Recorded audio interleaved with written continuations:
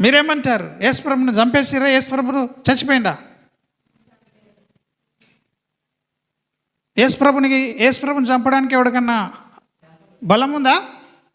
మరి చంపేసిరా అంటారేంది? ఎక్కడున్నది సంఘం? యేసు ప్రభువుని ఎవడు చంపడానికి అధికారం లేదు. ఆమెన్.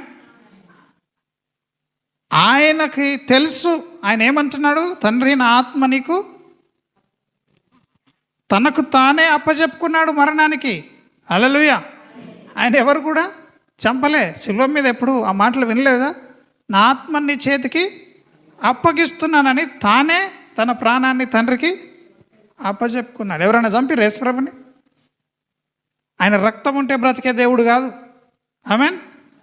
చివరి రక్తం బొట్టు వెళ్ళిన తర్వాత కూడా 40 దినాలు ప్రజల్లో రక్తం లేకుండా ఏం చేసిండు?